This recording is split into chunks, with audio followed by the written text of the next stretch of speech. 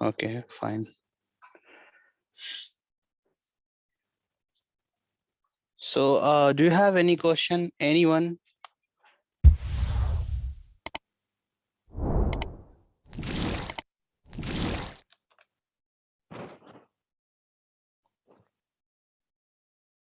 No questions?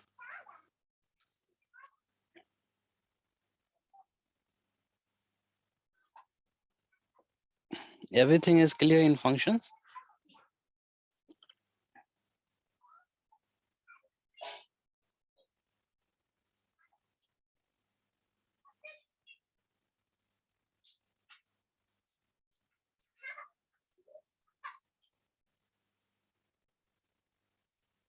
So now today I'm going to write each and everything here in this file.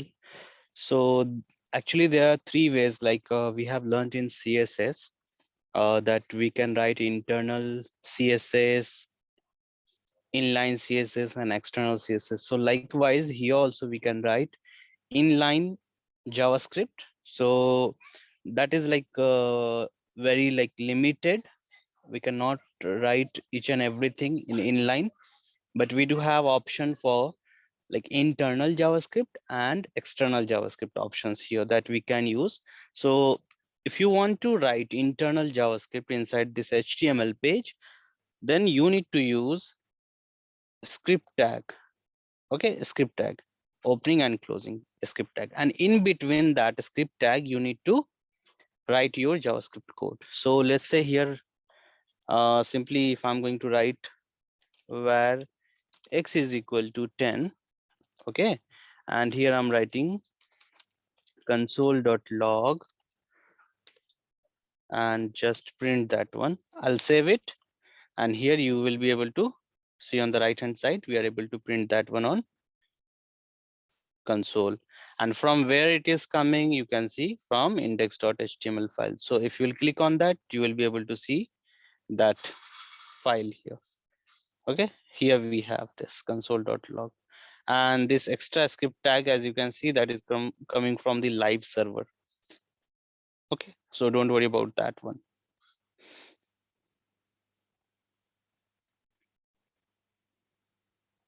Okay, so here we are able to print this one. If I'll save again, it will print here, you can see. So the first thing you can do, if you want to write internal JavaScript, just you need to use this one script tag. Either you can use this script tag inside body if you have like so many HTML tags in that. Let's say you have UL and then li into, let's say, 5. So you have many elements are there, like see here we have right now just UL, unordered list.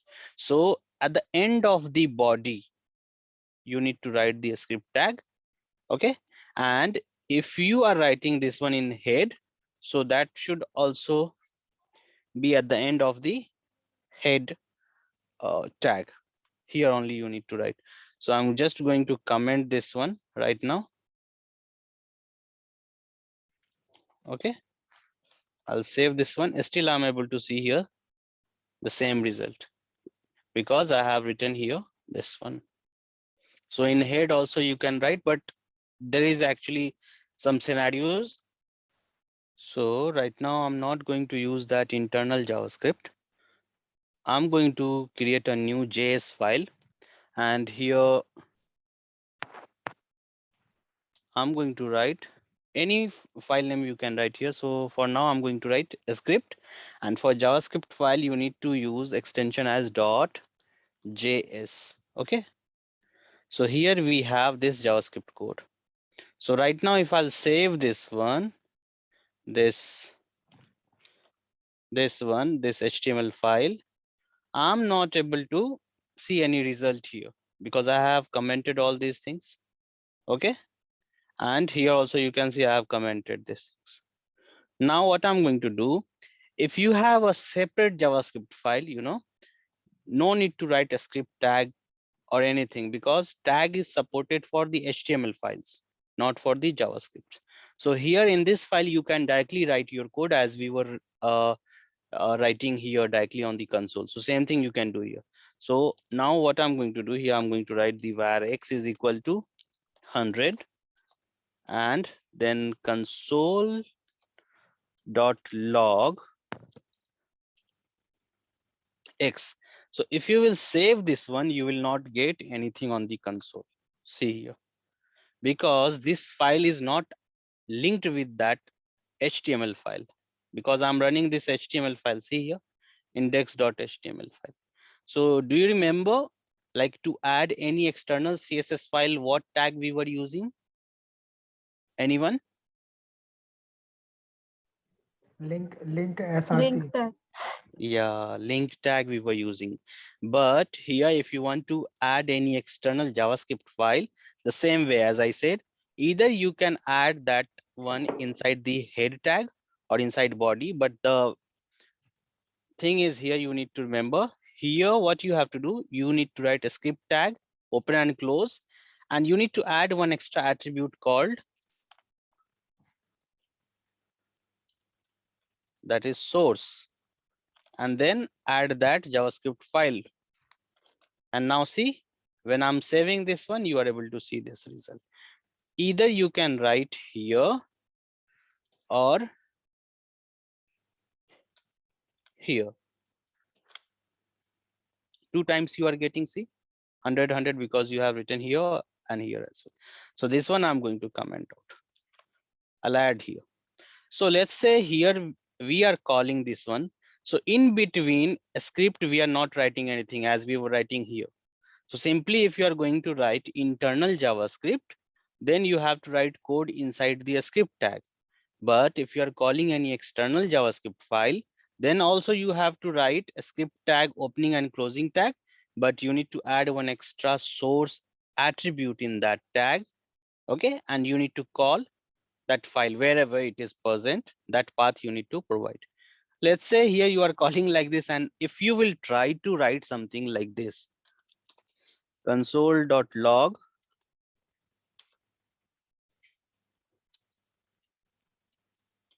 hello. Now what will be the output? Anyone can guess here? If I'll save, what will be the output? Hello in console. And how about this external JavaScript file, which I'm calling in this script? In interview also, they ask like this. If I'll save, it will be ignored. Okay. So do remember, whenever you are using source attribute and you are calling an external JavaScript file, so that will be only called from the whatever path you are providing from there. And if you are going to write any JavaScript code in between that script tag, it will be simply ignored. So never ever write any code in between a script tag when you are calling an external file. Clear? Yeah, So, it so actually it is not similar to that script which you written in line number 8 and 11. line number 8. 8 11. Both are not similar. Here 8 and 11. Yeah. So see here. So here we have just simple script tag, no? Okay. We are not using any SRC. That's why. Yeah. So here, if you are writing internal JavaScript, that's what I was saying, then you have to write the script tag. Okay. Okay. And then you can write that one. See, let's say if I'm going to uncomment these two lines, now it will work. So I'm getting 10 also. And here I'm getting from the external resource, that is 100 also. 100. See? Yeah. Yeah. So that you need to remember whenever you are calling a external file, external JS, in that script tag, you do not have to write anything. Okay. So now we have linked this external JS JavaScript file and it is working fine. So we do not have to do anything right now here. So we will work with this JS file only. Okay. So just here I have shown you how it is working, how to link that. In real time, you are going to use this one only, because till now we have learned how to write code in console. The same thing you can write here as well. Now, So today we are going to learn about, first of all, about the function overloading and overriding. Anyone of you are like familiar with the function overloading and function overriding?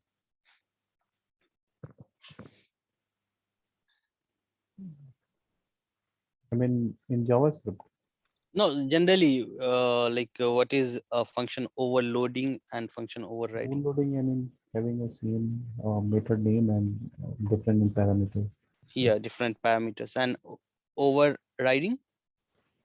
like a base class, we need to define as a virtual. So generally, we will have the same name there as well. Parameter will be also same,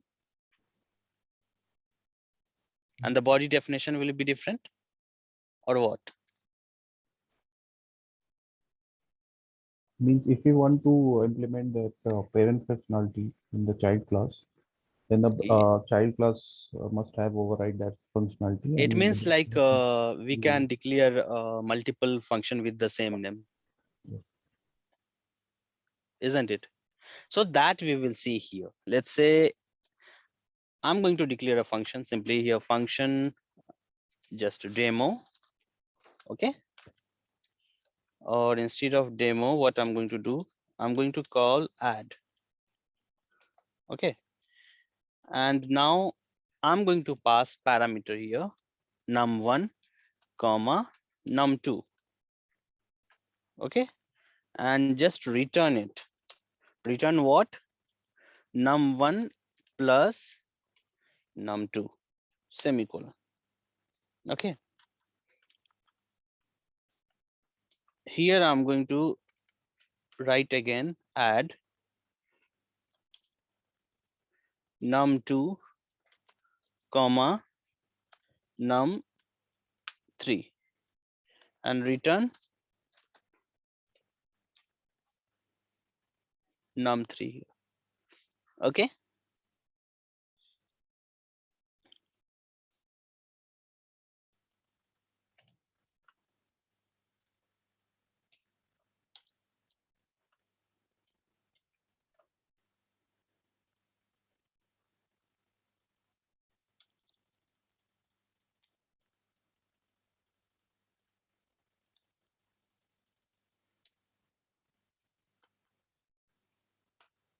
2 plus 3. So I'm going to save this one. I have saved all these three methods. Sorry, three functions. Method is different thing here in JavaScript. So now if I'm going to call this one, what will be the output? Anyone can tell me?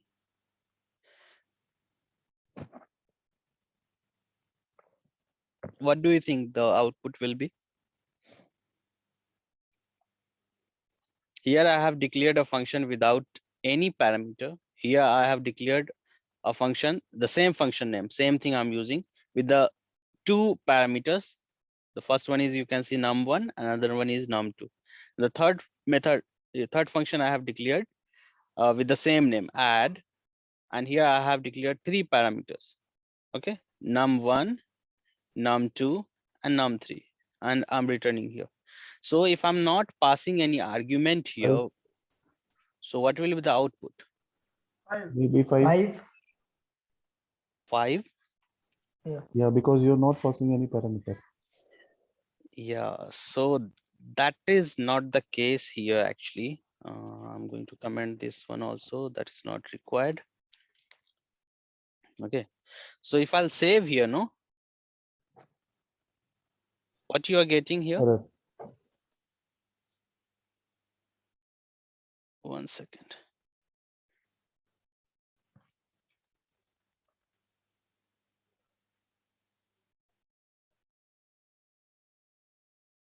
Zero is one issue. Okay, so what you are getting here? Nothing. Now I'm going to pass 1 comma 2. Let me check this one as well. I'm calling here. I'm getting what? Did I? Nothing. Something is missing or what? Let me do one thing. Why it is not working? See, I'm getting not a number. I should get this one only. Oh, sorry. That is correct actually. Right now I'm not working with the console, no. So where X, okay. So whatever value it will return, no. So that we need to store somewhere. So here immediately in console it will return, no. So here we need to store that value, that returned value, after calling this method, and that we need to print on the console. So here I need to write console dot log what X. So if I'll print this one, you will get not a number. So why you are getting not a number instead of 5? Now, first case, when I'm not passing anything, I'm getting not a number. I'm passing 1, 2. What you are expecting that you will get?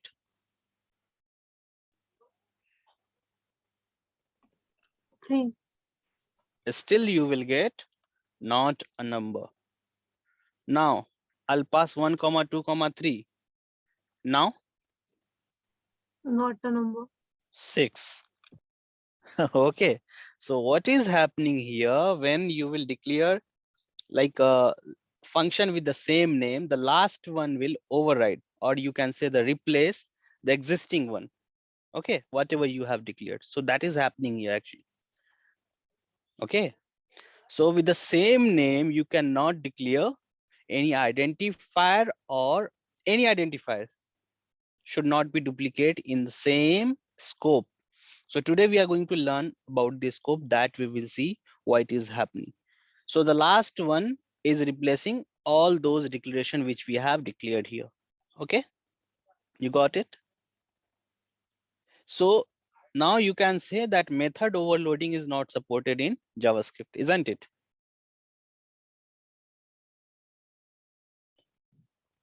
Here we have different parameter lists, and with the same name, I'm using this function.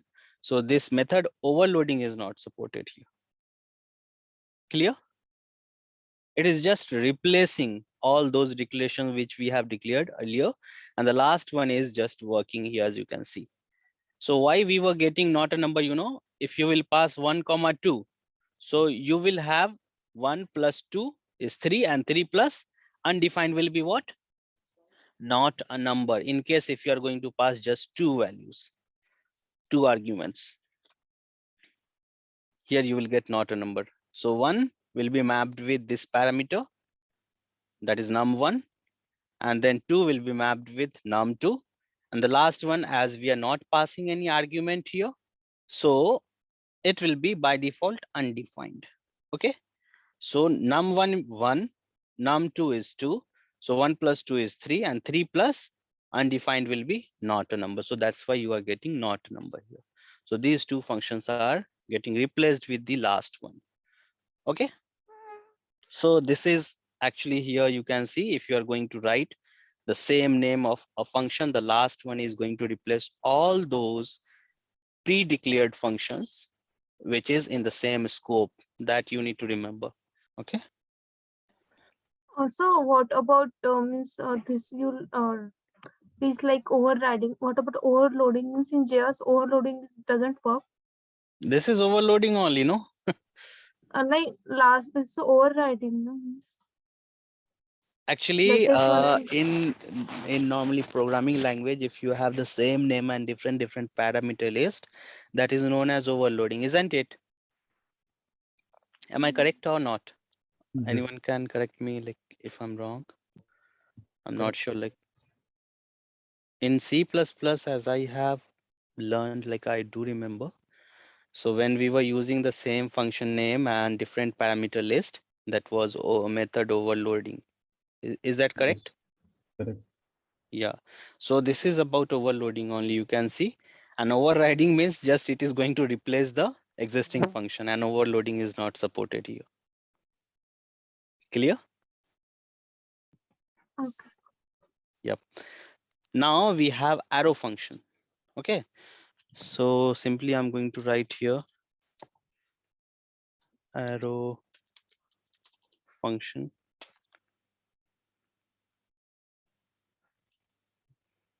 One sec. Okay, so okay, let me decorate this one.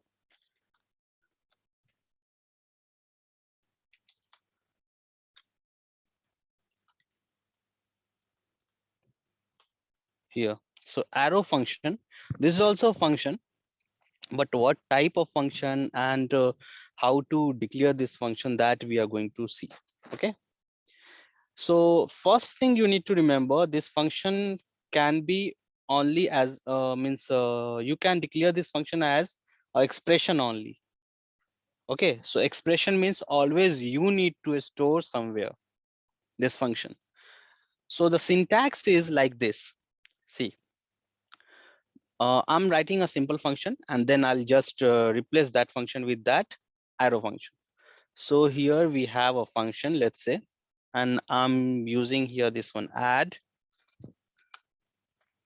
Okay, and then I'm writing return uh, 2 plus 3. Let's say 2 plus 3. Yes. So this is a normal function declaration. So if you want to write the same function in like form in the form of arrow function, what you can do is simply here you need to write like this. First, this is mandate. If you do not have any any parameter, you need to take this one as a parenthesis. Then you need to write this one as an arrow, you can see.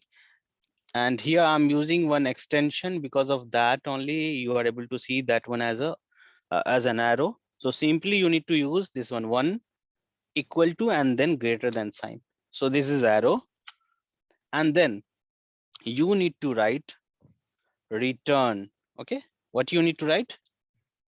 First you need to open and close the curly brace as here we have, and then you need to write here return what? 2 plus 3. Okay, so this is the normal syntax for the same function, but here as you can see we have a name over here. So this is an expression, so you need to store this one somewhere, where a name you need to use add is equal to what? This one, this expression I have used here. And as you can see here, this is an expression, you need to use the semicolon. Even though if you will not add, automatically JavaScript engine is going to add or terminate automatically. So that I'm going to call now. Let's see whether it will work or not. I'm going to call this one add. Before that, what I'm going to do is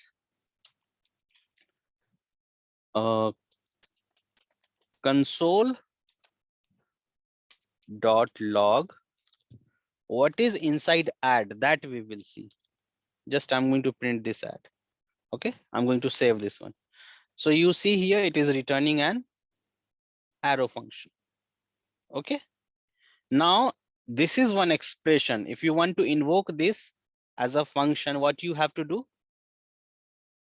If you want to run this one as a function, or you want to call this function, what you have to do? You remember? Anyone?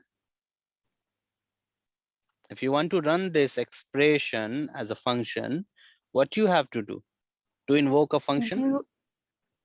We have to give the function name, or Here we have already function name, no? So this is kind of expression. That's why I'm able to see here this one.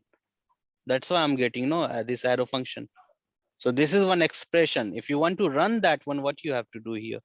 We have seen yesterday, just we need to add what? Parenthesis. Okay, if I'll save, you will get what? 5. So it is working like a normal function or not? Yes. Yeah, it is working like a normal function. but the syntax is a bit different. Here, you do not have to use function keyword. So First thing. can you please tell us one more time how you are writing this arrow function? Yeah. Okay. So here, as you can see, this is an arrow function. Here, you do not have to use a function keyword. And what is the difference here? Basically, the difference is here you need to use equal to and greater than sign just to represent that arrow function. If you do not have any parameter list, this is mandate to have here, this empty parenthesis. Okay, this is mandate. Now, similar like this function, you need to open a curly brace, and in between whatever code means you were writing here, in between that function, normal function, you can place that code here. But this is a function expression, always a anonymous function. You cannot give a name for this arrow function. So always you need to assign it into an identifier. So that's why I have assigned it here, because without assigning, how you will call it? This is also an anonymous function. You won't be able to call it by its name because you can see it has no name here. Okay. Though we are having a function, and then what is the need of this arrow function? Yeah, that I'm going to show you here. Like this one, they have introduced this one in ECMAScript 6. And first thing is a syntax. Another thing is, let's say here we have a return keyword, and here you have like one more thing, num1. I'm passing one what parameter. So here simply I'm going to use num1. So many things are there that I'm explaining you right now, and I'm going to save this one. You will get not a number because first parameter is expecting some value from here as an argument, isn't it? And I'm not passing anything, so it is undefined. So undefined plus 3 is what? Not a number. Now I'm going to pass here 5. And then I'll call this one again. So I'm getting 8. Okay. So if you have just one argument, sorry, one parameter, what you can do, simply you can remove this parenthesis. So this is very easy. You can see the representation is very easy. It is kind of expression, no need to write function. Okay. And it will work in the same way. You can see. The second scenario you have seen here. If you do not have any parameter, then you need to add parenthesis. If you have just one parameter, either you can keep that parenthesis around this parameter or you can remove that. But if you have more than one parameters, you need to wrap them into parentheses. Syntax you can see here how it is. num2 comma 6 I'm going to pass here. Save it, you will get 11.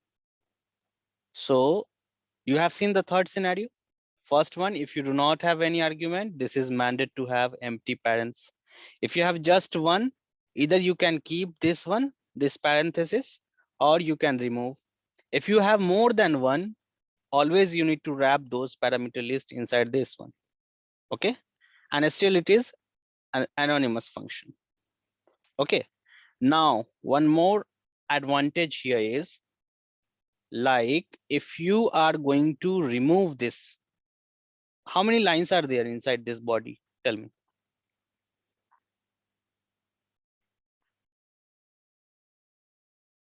Just one, no? One line. Here, just one line is there, no? Here. Inside that body. So what you can do if you're returning a value, simply remove these things. Okay. No need to write return here. I will save this one and still you are getting the same result.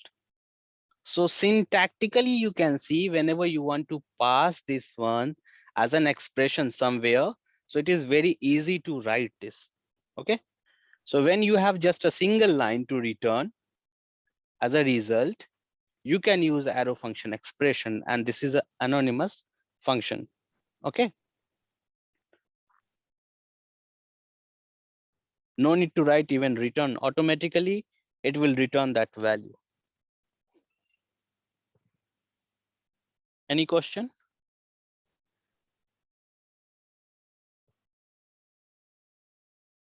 So just for the syntax, and in React framework, we have like many scenarios where you are going to return this type of expression. So to write these functions is very difficult in that way. So simply what you can do, simple one line thing you can write over there. This is kind of expression, no need to write function, no need to write any function name, no need to write explicit return keyword, no need to write that curly brace. Okay, so simply you can return here. Now, if you have to return, let's say, if you are not passing this one, in that case, I'm showing you, or let's say here, you have to return an object. So right now we are not aware of that object, but I'm going to show you in JavaScript. If you want to represent any object, then you have to use open curly brace and close curly brace, and all those value will be like keep your values. So here what you need to do is, let's say here I'm going to say that num1, okay, is equal to num1 here. Num1 parameter I'm going to copy here, and to separate those things, two values just you need to place here. This one num2 is equal to the same parameter name num2. So this is not possible here actually without using return keyword. Directly you cannot return, you will get an error, syntax error. So what you can do, you need to wrap this one. Whenever you are going to return an object in a single line, simply just put like evaluation bracket, that one, that expression which we write, and simply put that object inside that. Okay, no need of this close bracket. Save this one, and it is returning this one as an object. So in num1 we have 5, in num2 we have 6. As an object we are able to return. So the syntax is a bit different for arrow function. And one more thing is there that we will see in object about this. So this is a keyword in JavaScript, okay, which represents the like current execution context and the current object which is pointing to. So that is working differently here with the arrow function that we will see in the object when we will start. So that behaves actually differently here in arrow function. There is no this keyword actually for arrow function. So we need to handle in a different way if you want to use this inside the arrow function. So this is all about arrow function. So just syntax you can see here how you can write, and this is an anonymous function. So many points are there, you can note down like this is a function expression, no need to write a function keyword. This is like anonymous function, and always we need to use this one as an expression only wherever you want to pass, and you need to assign it into any identifier. You can pass this one as a callback function also if you want. This arrow function will work like that. Okay, so many possibilities are there, and syntax wise this is very easy to write. Any question?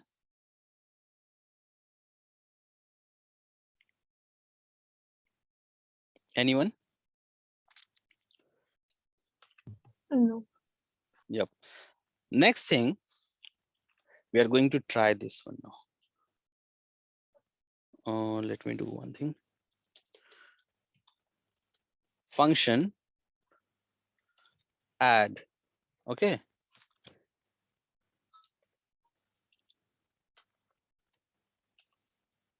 Here I'm going to use this return keyword num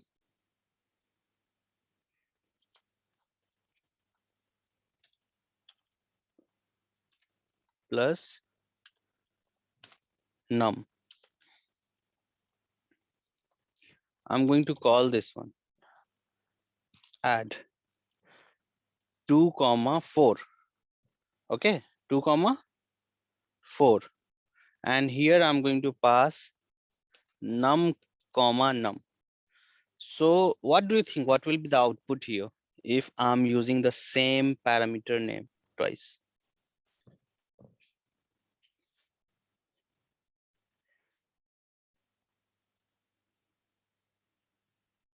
Four, maybe.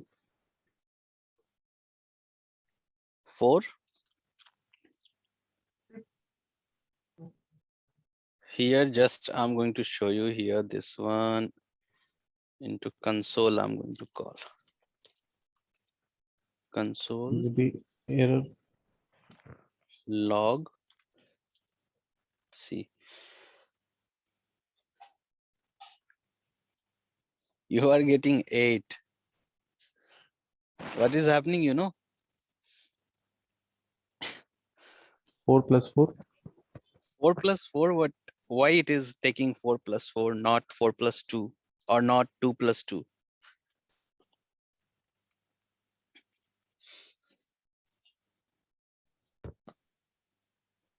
Don't know. Yeah, see here. So if you are declaring any parameter, no, inside a function, so that is the first variable, or you can say the first identifier for that particular block. So here you have declared a variable, let's say, assume that one is the first variable as num. You have declared, and again you have declared it as a num. So the first one will be replaced or not? What is happening internally? Here you are Okay. writing num is equal to 2 for the first parameter. It is And replaced again, by 4. you are replacing that one. You are saying num is equal to 4. So what is the updated one? 4. 4. 4. 4 And so plus 4. 4 plus 4 will be 8. 8. So this is working as an identifier only for this particular block.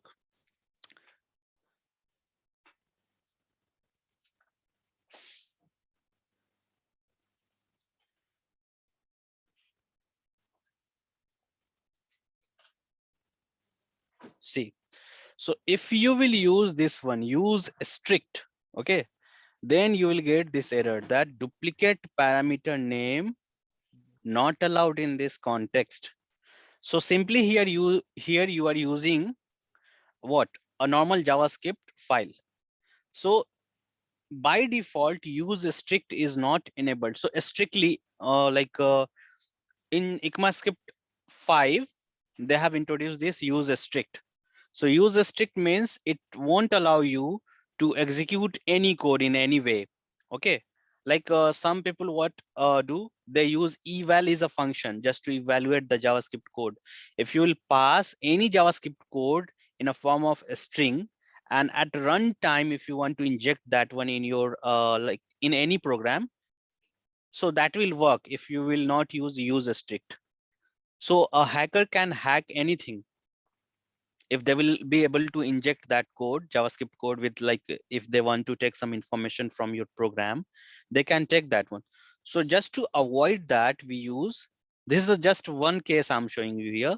You can use strict.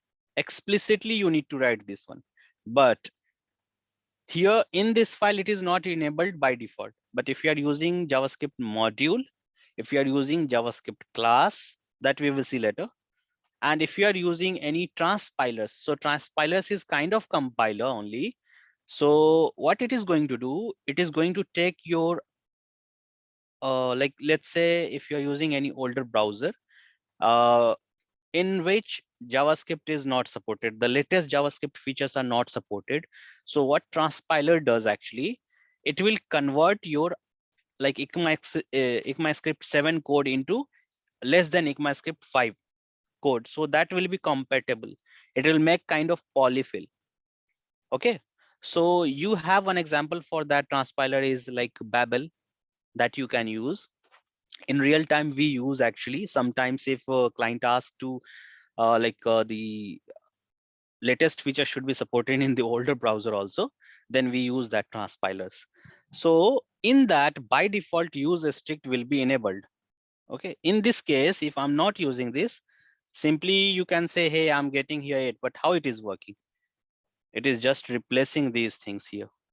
Okay, and then you are able to get this output. Now, if you will enable explicitly in this file also this use strict, you will get this error, and it will tell you that duplicate parameter name not allowed in the context. So you can use this one just to avoid that error. Is that clear?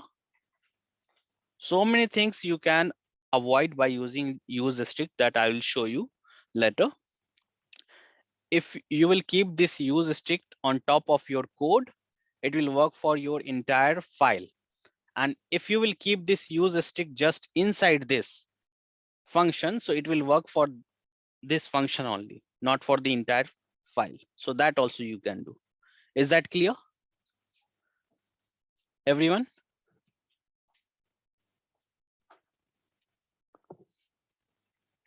Do you have any question?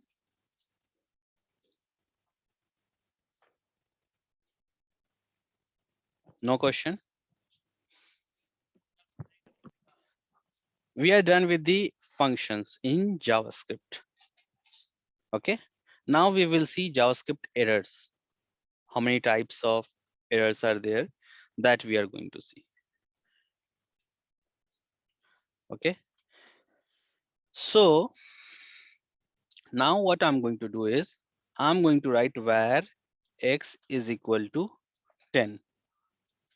Okay, and here I'm going to write console.log. Okay, console.log x. What will be the output? You will get 10 or any error.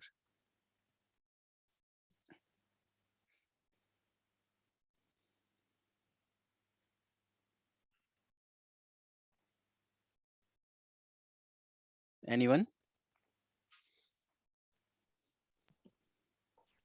10. Exactly, we will get here 10. Fine. Now I'm just going to write here var, instead of var var x is equal to 10. Now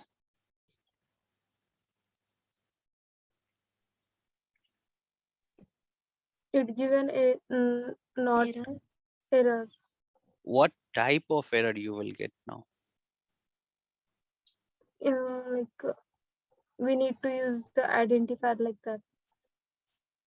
No, we have like syntax error, we have a reference error, we have type error. Syntax error you will get because what it is saying, uncaught syntax error, unexpected identifier. You are doing some syntactic mistake, or you can say simply you are writing some code which is not allowed as per this JavaScript grammar, JavaScript language grammar, isn't it?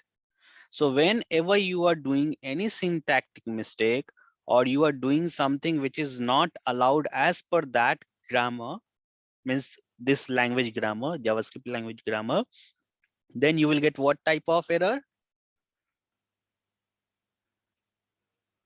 What type of error? Syntax error. So now if I'm going to write here console.log,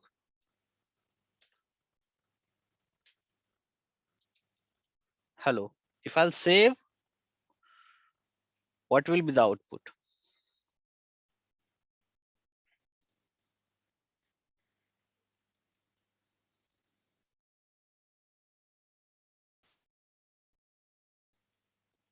Any cases?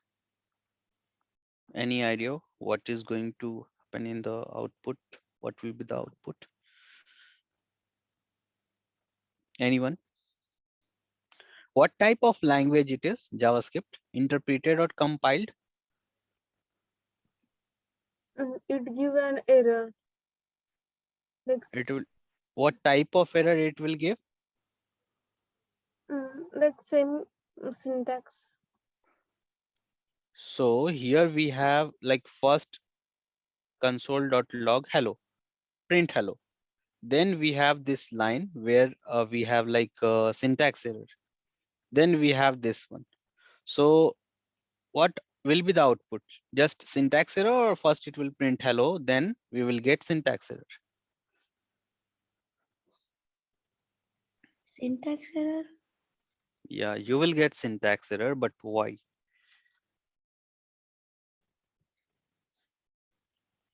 Because as we know, this is a Interpreted language. compiled. Interpreted means it will execute line by line. So in that case, Yeah. it should print the hello first, then it should give you an error. So always remember, if you have any syntax error in your program, it will break your entire code. Nothing is going to run. So that's why I have shown you this one. Like if you have 1000 lines of program, and if you have done some syntactic mistake, it is going to break your project or whatever program file you are running. The entire file will not run. You'll get syntax error. Okay, because this is a creation phase. In creation phase only, if you will get any syntax error, it will block that code execution, isn't it? So always remember, whenever you are doing any syntactic mistake, you will get syntax error. The first type of error, now you know. I'm going to write here var x is equal to 10, and here I'm going to call y. What will be the output now?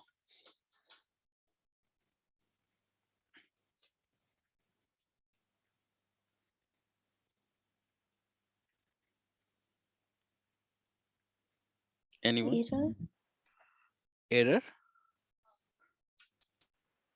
or undefined or null? If you will get error, what type of error? Because Undefined. y is not defined, that's why it gives error. Y is not defined, so it will give error. Okay, what type of error it will give then? Any idea? See, if something is not defined and you are trying to call that one, or you are trying to use that one, you will get what type of error? Reference error. Uncaught reference error. This is second type of error. See here. Y is not defined. So the second thing is, when you are trying to use something, okay? When you are trying to use something and that is not defined in your code, you will get reference error. Let's say here you have before this line, this one. So when you will get any reference error from that point of line, like see here, from that line, it will block each and every code. Whatever you have written, it is not going to execute from there. And before that, whatever you have written, it will execute. So let's say if you're not writing this one here, if you'll try to execute, so here we do not have any error. So that's why it is printing hello. And thereafter, you are trying to just call something which is not declared in this scope, in this context. Okay. So you are getting what type of error? Always remember, if you are trying to execute or use, okay, or call something which is not declared, you will get reference error. Fine. Is that clear? Yes. And if you will get reference error from that line, means after that line, whatever code you have written, it will block that execution. It will break there itself. That also you need to remember. This will help you actually while debugging your code. So that's why I'm explaining this type of errors. So every time, like the developers who is working from last 5 years or 10 years, they also don't actually see the type of error. And in which case they are getting error. If you don't know why you are getting reference error, why you are getting type error, why you are getting like syntax error, then you won't be able to debug your code, isn't it? So you need to always take care of all these things. Fine. Now, so we have seen syntax error, reference error. Now, if I'll simply print X, okay, you will get that value hello. First console value hello, second one is 10. Now I'm going to call this one as a function. What will be the output?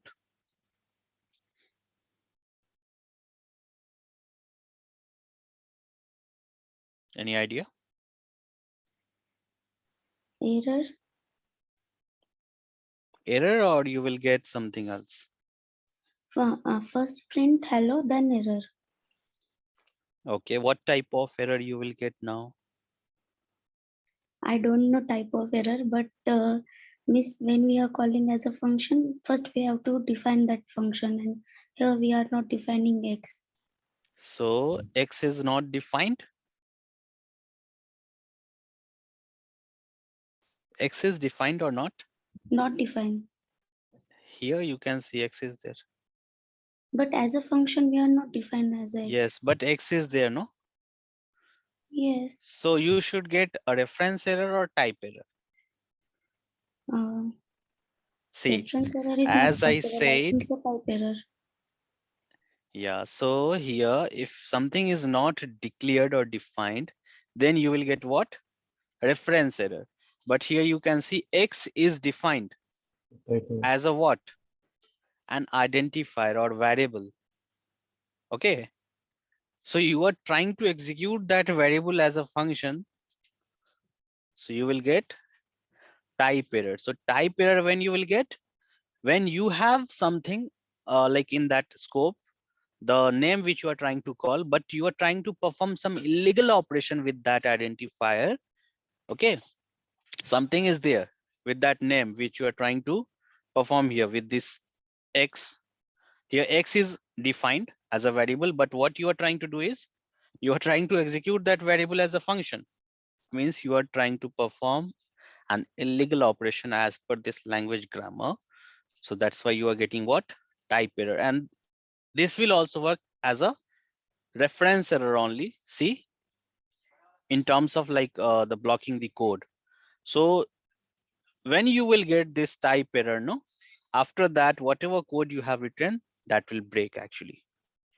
So there are basically three types of error you will get mostly, and that you need to understand, like why you are getting type error, why you are getting reference error, why you are getting syntax error. Is that clear,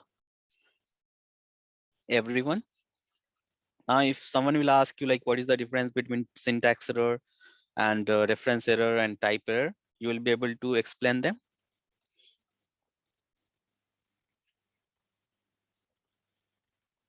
When you are doing something like a syntactic mistake or something which is not allowed as per the JavaScript language grammar, you will get syntax error. When you are trying to use some identifier and that is not declared or defined in that scope, then you will get reference error. And if something is declared and you are trying to perform some illegal operation on that, then you will get type error. Clear? So basically, three types of errors you need to remember in JavaScript. Now, if you do not have any question, we can proceed for the next topic, that is scope. Do you have any question here?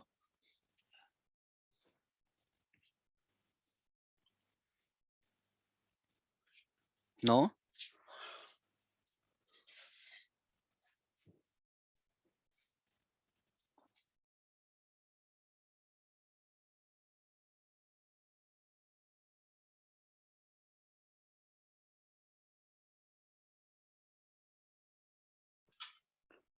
So shall we start now? Scope.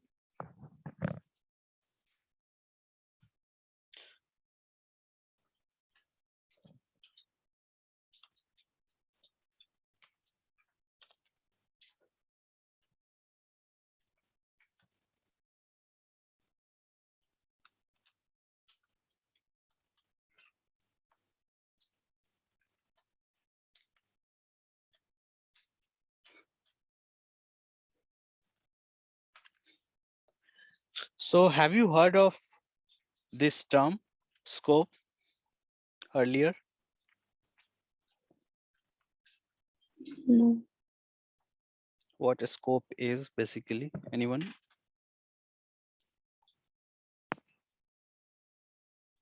Any idea?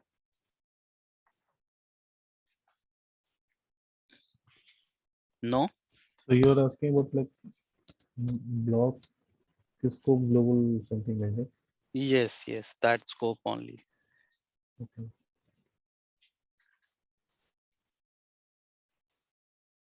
Any idea? Anyone?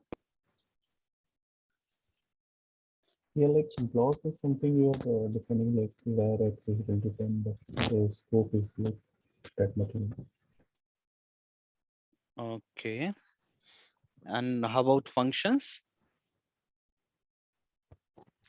So Global is basically, the scope means where to look for things. Whatever declaration you have done in your program, so where you can access, where you cannot.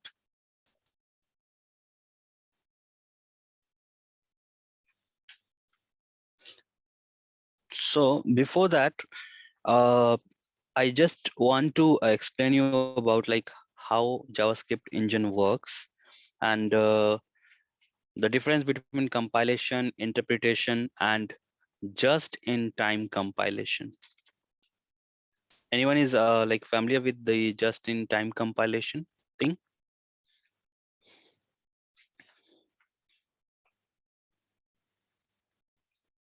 No?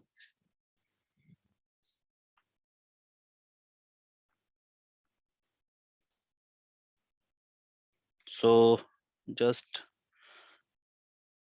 give me 1 minute.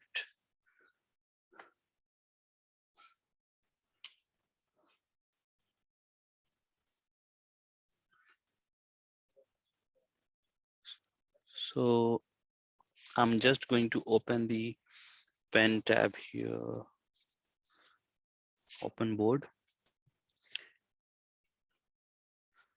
So any idea, guys?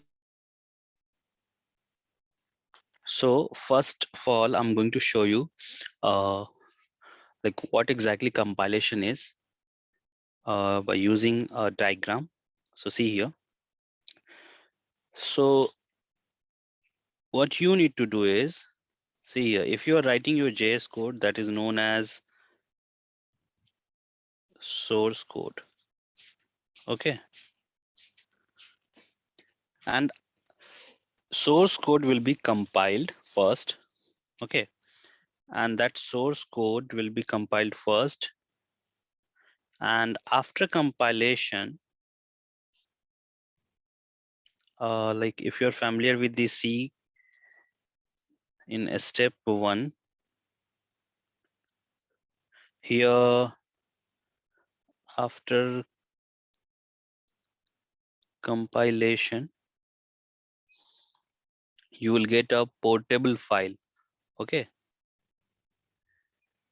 Portable file.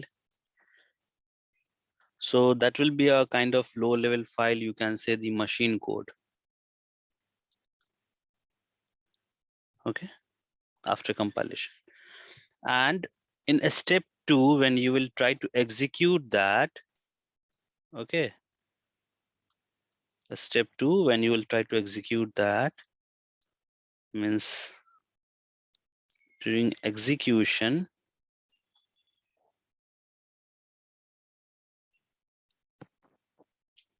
you can say here it has like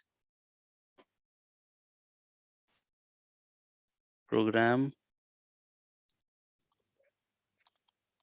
running. So then this is kind of like executable file which you are running. And let's say here you have a .c file. If you will compile, you will get .obj or .o file, means object file. If you will run that, then you will get executable file, and you can run that executable file at any time. So here, this portable file, if you can see, after compilation, you will get, okay? Once you compiled, you will get this file, and you can run this one at any time, whenever you want. Means it can happen away after compilation, whenever you want to run that one. Okay, this is the like these are the steps for compilation. Basically means it will take the whole program and will try to convert that one into low level code, that is machine code. So that will be also a kind of file, and that file you can execute at later point of time. Now second thing is interpretation. Okay, so for interpretation, what you have to do, in the same way, you have to take the source code, and the source code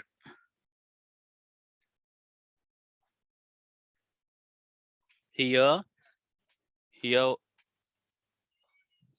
what you need to do is, in step 1 only,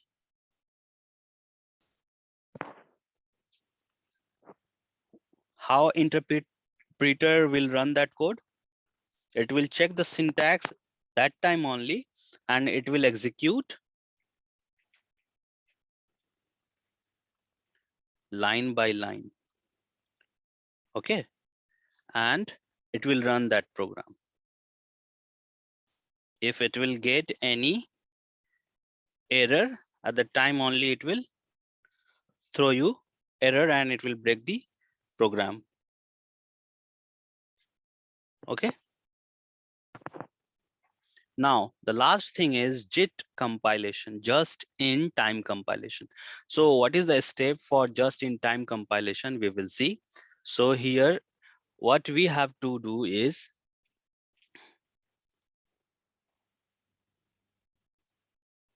in just in time compilation, first you need to take the source code. Like if you are writing JavaScript code, here is your JavaScript code. Internally, how JavaScript engine is going to execute, that you need to see here.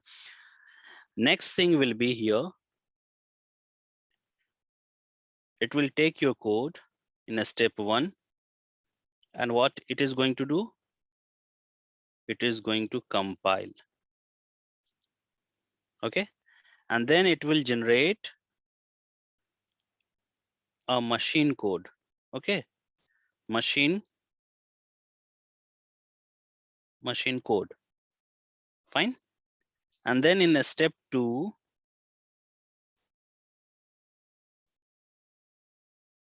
so that is during execution, immediately it is going to run your program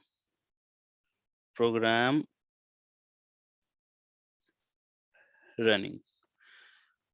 So here you can see it is also going to generate machine code, but not in the form of that one, like portable file that you can run at any point of time after compilation.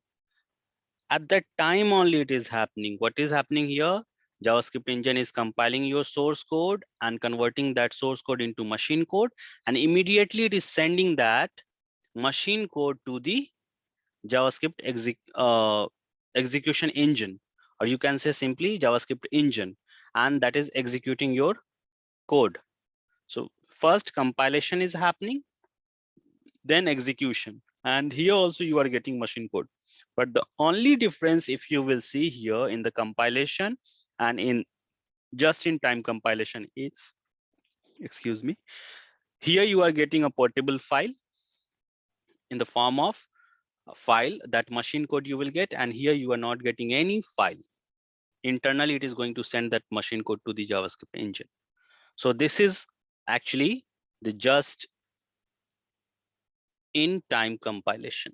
Okay, now after this, what is going to happen, I'm going to show you. This is the first structure. Second one is, let's say I'm going to add another one. Okay, so another page here. How actually the internal structure is for the JIT compilation that I'm going to show you. Here we have, let's say, source code. Okay,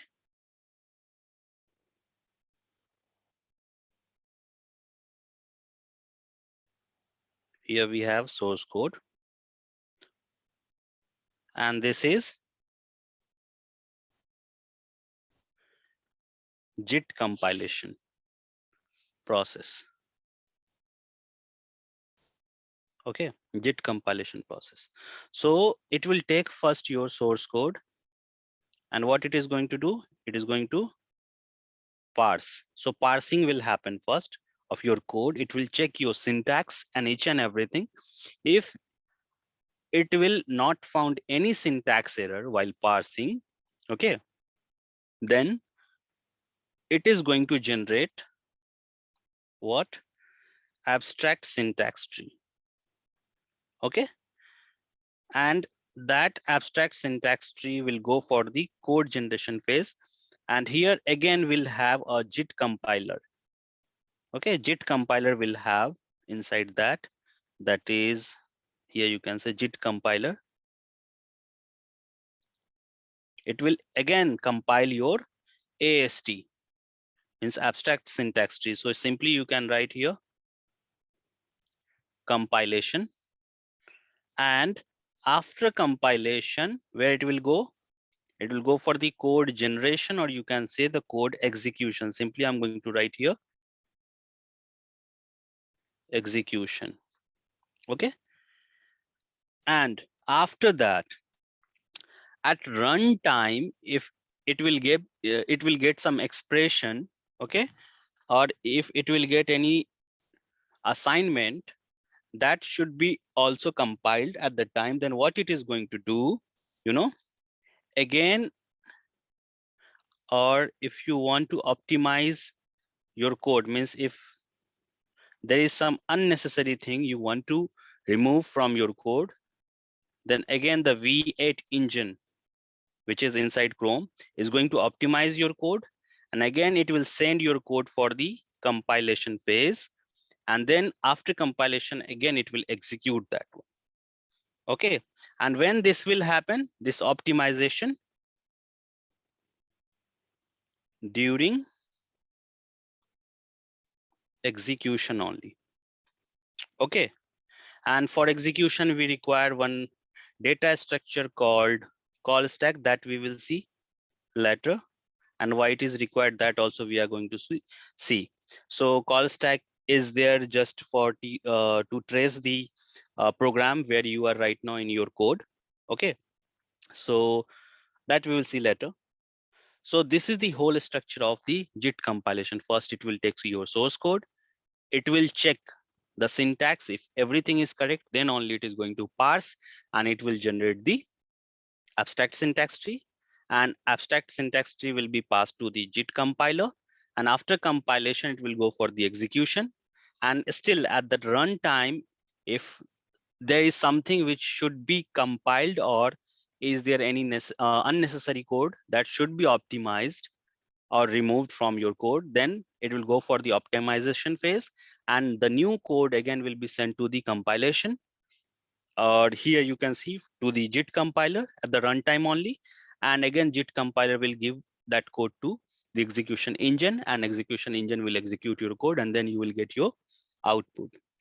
So this is the whole structure you can see for the JIT compilation. So in the beginning only we have seen how actually JavaScript engine parse the JavaScript code that I have already shown you in the AST Explorer, and in joint.js also I have shown you how actually it is going to form the AST tree. Okay, so now we are going to learn about what?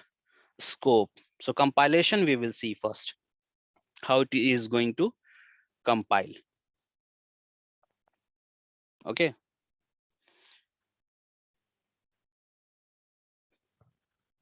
line by line, we will see a scope. We know like where to look for things, whatever you have declared. Now I'm going to just minimize these things.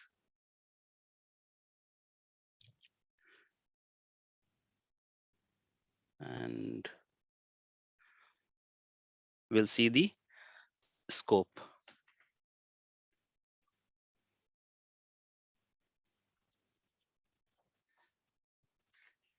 So let's say here, I'm going to simply write where x is equal to 10. Okay, this one. And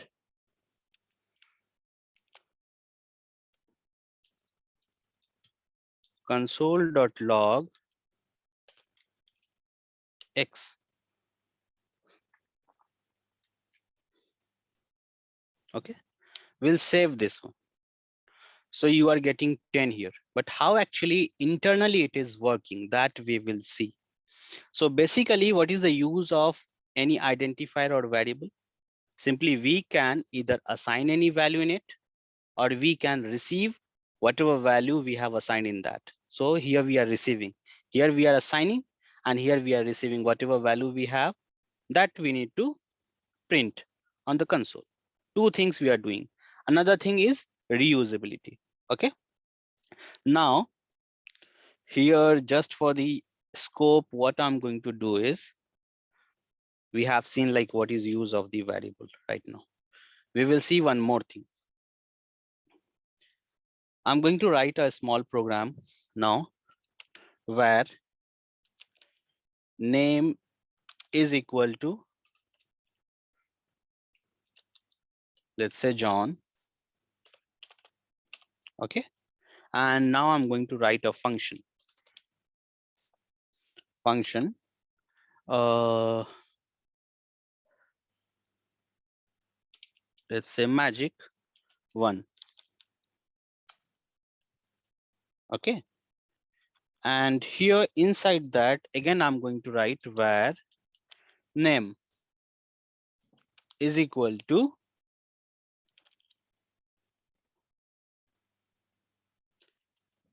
Ram.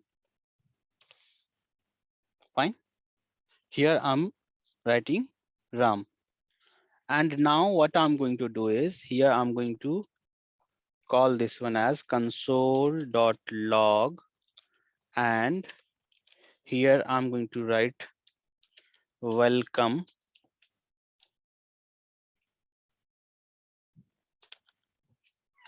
Okay. So I have declared a function here. I'm going to declare another function. Okay. Called magic 2.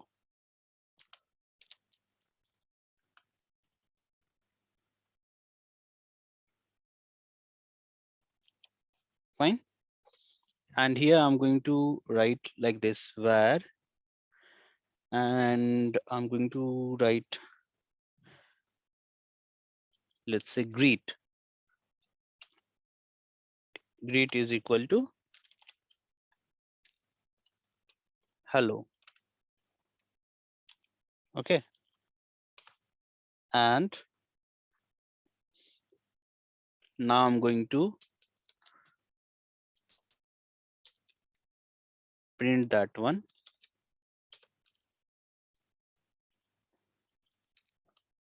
Great. Okay.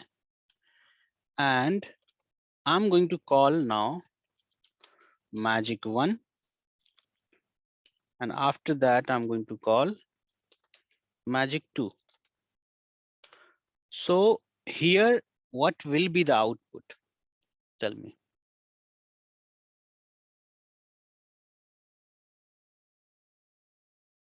Anyone?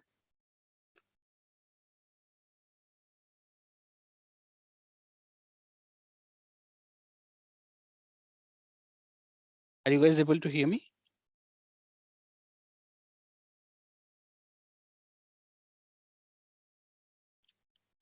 No. Yes. Yes. Yes, sir. So what will be the output here? Now you know how to declare a function. You know how to declare a variable. Okay. You know how to invoke a function.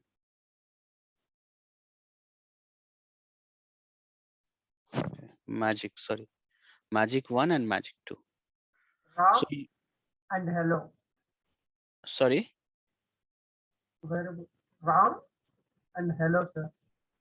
as a output you will get Ram and hello. No, I don't think so.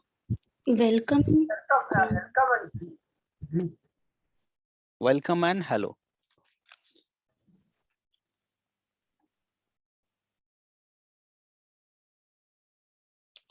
A spelling mistake. Yeah. So welcome and hello I'm getting. But how internally it is working, that we will see here. And what is a scope, that also we are going to see. Okay. So just to understand that how JavaScript code is going to execute, we will see. Okay. So for that, just you need to understand three things here. Okay. First one is compiler.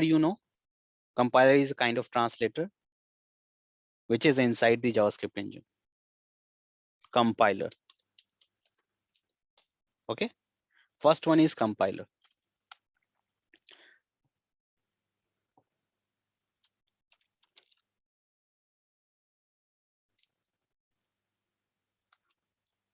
The same thing I'm going to explain you here. Here we have compiler. Another thing is a scope manager. Okay. The scope manager.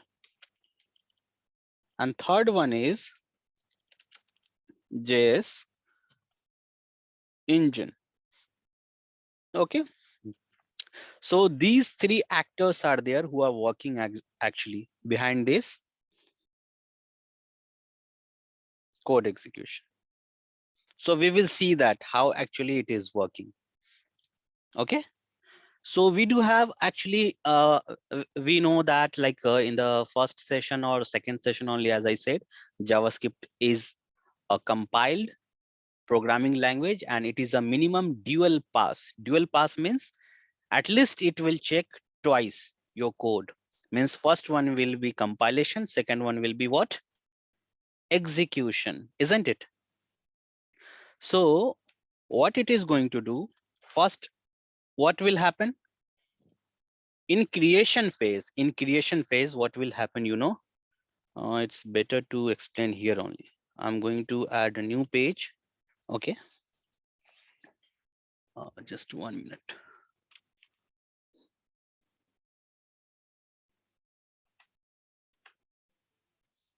Okay. So what I'm going to do is, here we will have three things, and internally there will be a conversation between these three actors. The first actor is what? Compiler. Assume this one is one first actor. The second one is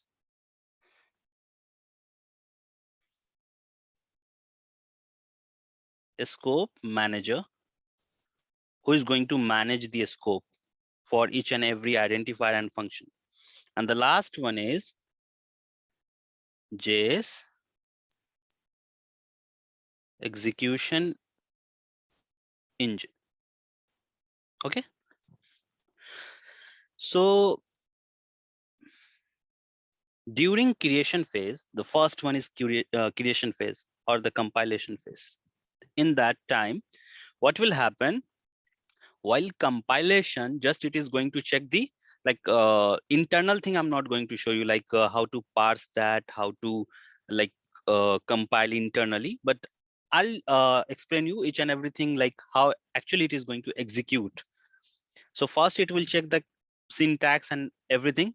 Like if there is no syntactic mistake, if your program is like correct syntactically, then it is going to parse, it will form abstract syntax tree. And before execution, while compilation, what it is going to do, always it is just going to declare these things, whatever identified you have declared, no, just it is going to take the declaration, not the assignment. Here, as you can see, where name is there, so it is not going to take where name is equal to John.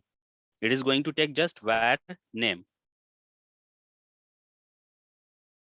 or it is going to take here function magic declaration, function magic to declaration. It is not going to check the execution of this one. So in first phase, what it is going to do is the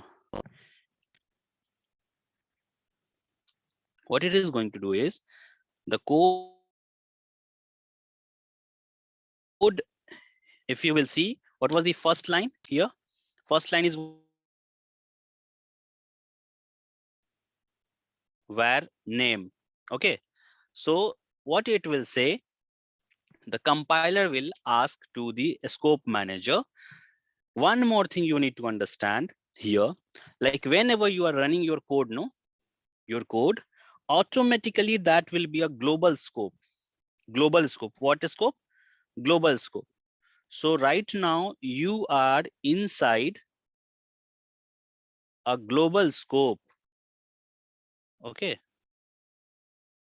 Right now you are inside a global scope. So when your program is running, the by default that will be global scope. Now, right now you are in global scope. So whatever code you have written, that is inside global scope. Now compiler will ask scope manager, hey scope manager, I got a formal declaration for variable. What variable is? Tell me. So if you'll speak up, no, it will be easy for me and you also. So we can actually converse it here. So what variable here we have? Name. Yeah, so compiler is going to ask a scope manager to one, to whom? To a scope manager. Hey scope manager, I got a formal declaration for an identifier called what? Name. Have you heard of it? It will say no, I have never heard of it. See, name is there right now. No, it is not declared. So it will say no, and then a compiler will say, then please declare it. No. So it will declare as var name. Right now, in the creation phase, there is no value in it. So by default, it will be what? You know, na? What? Undefined.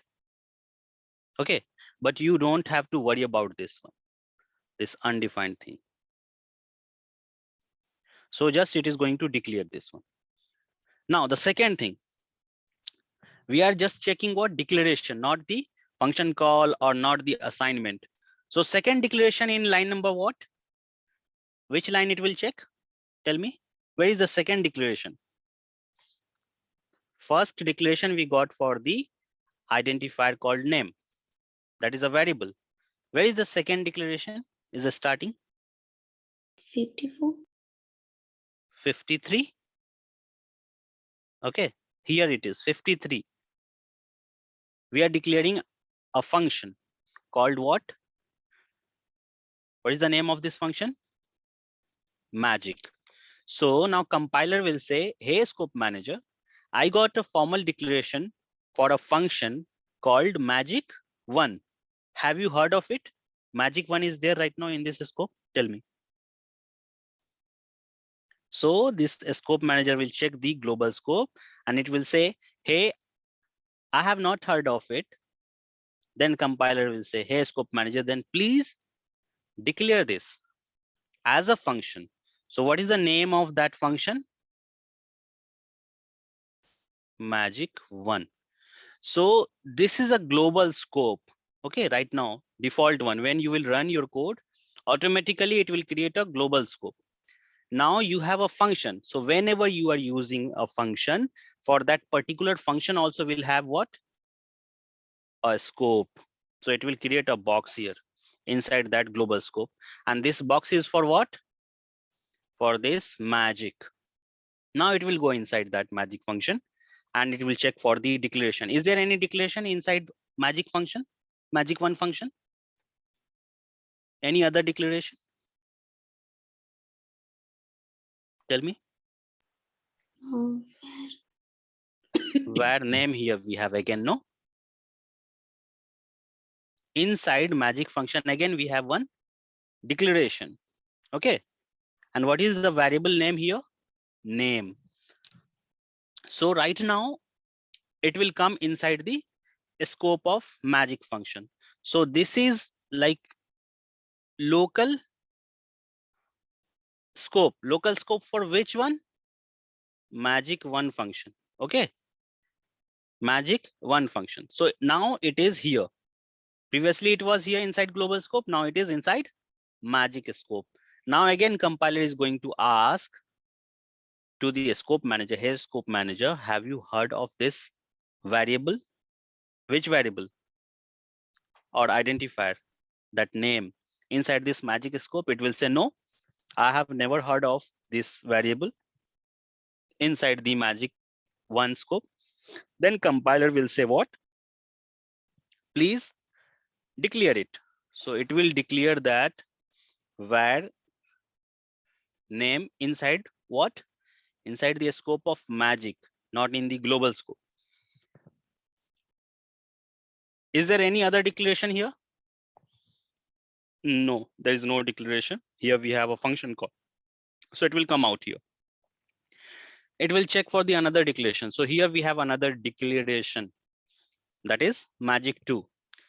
So, and where magic 2 is? In global scope only, no? Because we are done with the magic 1 scope, it will come outside. And again, this function magic 2 is also defined in the global scope only. This whole thing is global scope. Your program is inside a global scope only. So this function 2, magic 2 is also inside the, now it will go for this one and compiler will ask again, hey scope manager, now I'm in global scope. Have you heard of this magic 2 function before? Is that declared? Then a scope manager will say, hey, I never heard of it. Okay. Then compiler will say, then declare it as a function. So again, as I said, if you have a function, okay, then it will create what? It will create its own scope for that function. So again, it will check inside this magic 2 function whether any declaration is there or not. So inside magic 2, do we have any declaration? Check here. yes. And what is that? Great. Greet. And what type of identifier it is? A variable. Okay. So again, it will come inside magic 2. And now again, compiler is going to ask to whom? Scope manager. Hey, scope manager. Right now, I'm in magic 2 function scope. Have you heard of that greet identifier? Then what scope manager is going to reply? No, I'm means not aware of that identifier. I have never heard of it. Then compiler will request that please declare it. So here it is going to declare that one as an identifier. Okay, declaration is done. Is there anything to declare? Check here. This is function call. It will come outside. This is also function call. This is also function call. So we are done with the declaration, means compilation is done. Now we will go for the execution phase. Creation phase is done. Okay.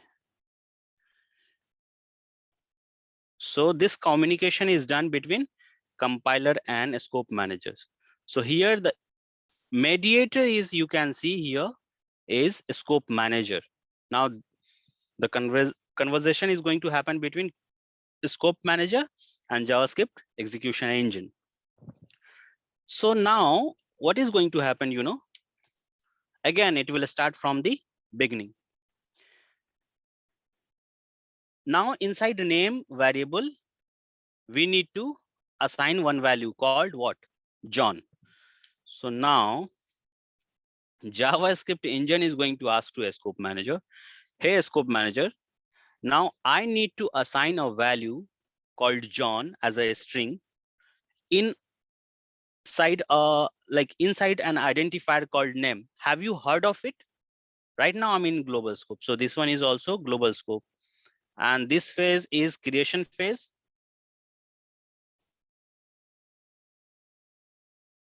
And this one is execution phase. So where I am right now in global scope. So JavaScript engine is going to ask a scope manager, hey, have you heard of that name variable? It will say yes. Just now you have declared here. So name, and it will assign in that what value? John. Okay. First assignment is done.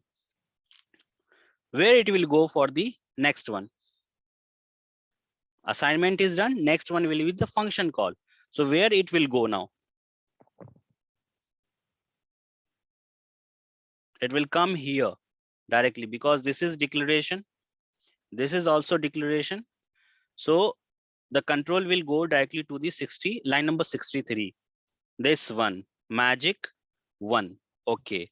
So magic 1 is a function expression. Means here this one is an identifier, no? So first it will check here, magic 1. Now JavaScript engine is going to ask to the scope manager, hey, scope manager, have you heard of this identifier called magic 1?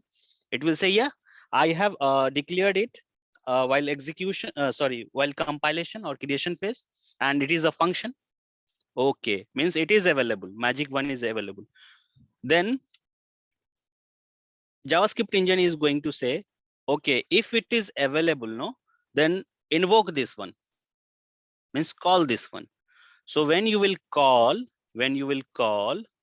okay, when you will call, where it will go? Inside this scope. So here you need to write this one, magic.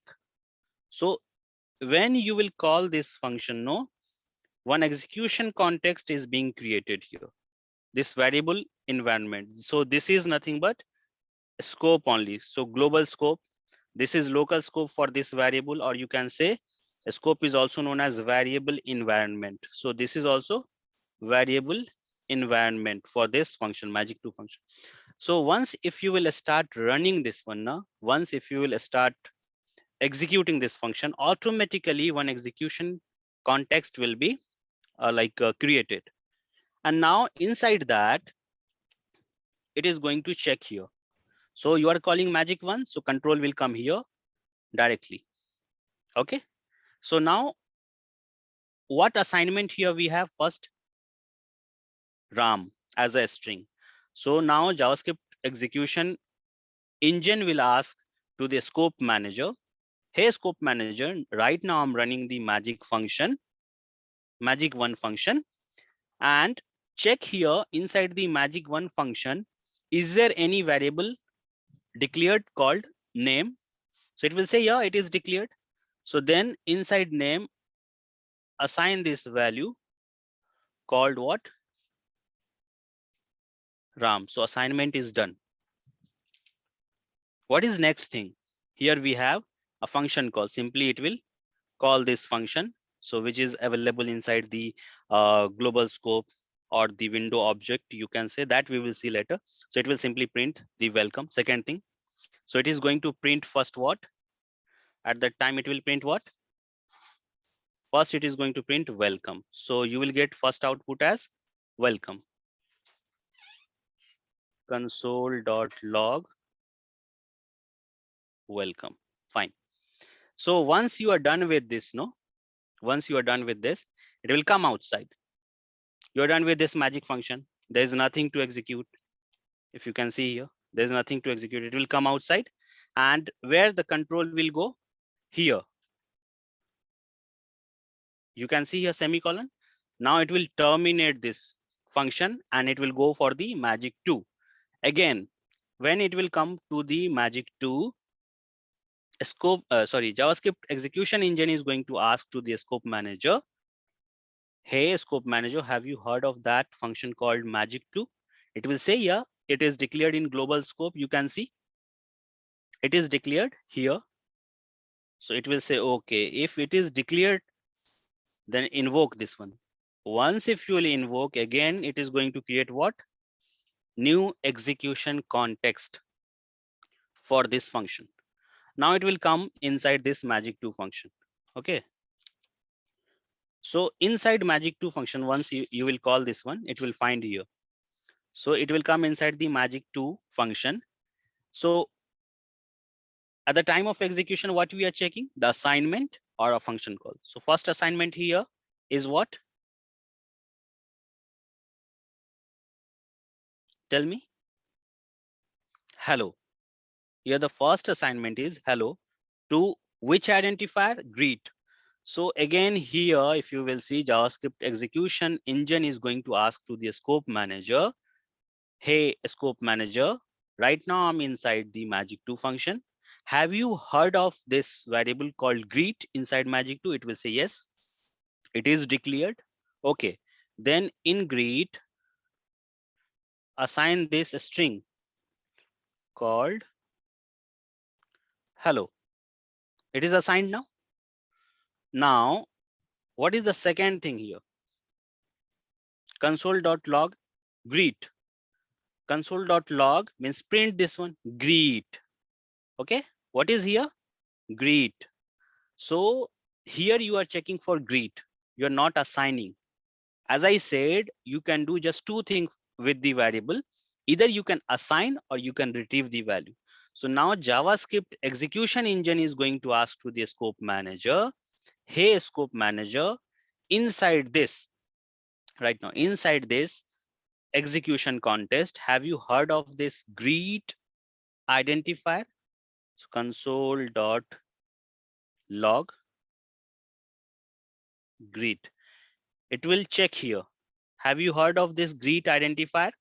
Then a scope manager will say, hey, just now you have assigned no here. The updated value is what? Hello. Okay, then print it. Here you can see it is there. So it will print simply what? Hello. So the second output you will get here as hello. And now, do you have anything else inside this function magic2? No. So the control will go back to the line number 64. And you can see here we have a terminator. It will terminate the line. So this is all about the function execution behind the scene, means the complete program execution behind the scene. I can show you this one practically also in browser. Okay. So let me do one thing.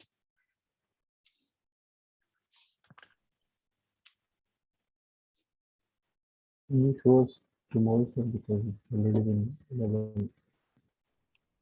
Sorry, you're saying something? Sir, can you show us tomorrow, because today is already almost 11. Yeah. Yeah, just it will take 2 minutes, just 2 minutes only. Okay. Yeah. So here what I'm going to do, just to show you that one, I'm going to run this one. I'll save this. We'll go to the source tab. Okay. What error I'm getting?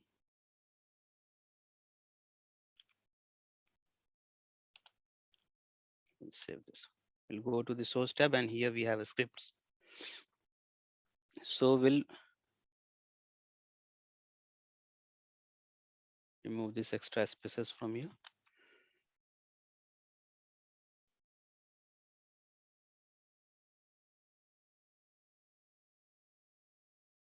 Now see, I'm going to put a debugger over here. Okay. Here and here. These are the breakpoints. Right now, see, this is a scope. Okay. This is a scope. Is there anything? No. This is called stack. That we will see tomorrow, but I'm going to explain you here. Just I'm going to refresh this one. Once I'm running this code, what I'm getting here? Inside the scope where we are right now. In global scope. Okay. Right now we are in global scope. Okay. So if you will expand this one, okay. Once you are running this code, what is the variable name here? Name. So we'll check here name. Okay. And you can see here that is been assigned already. Let me refresh again.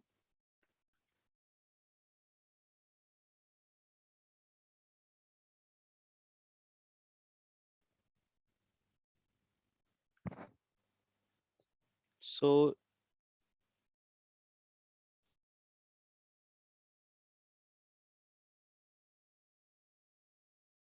the scope was, you have checked there, no? Was the global scope.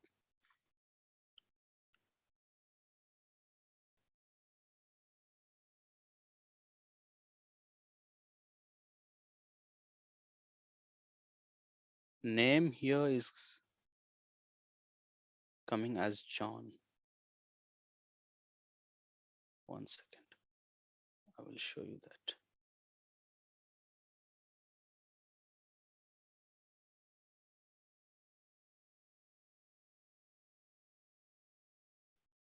One second, guys.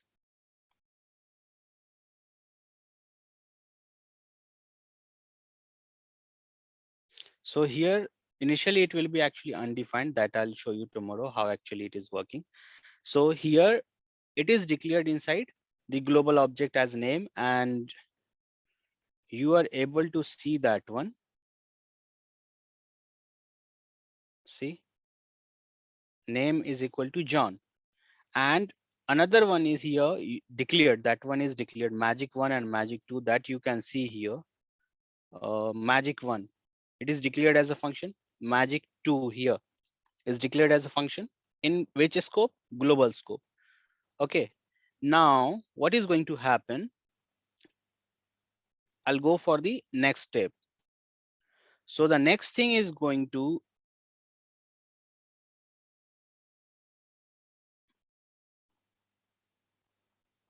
just need to collapse that one. 1 second, guys. I'll collapse this one.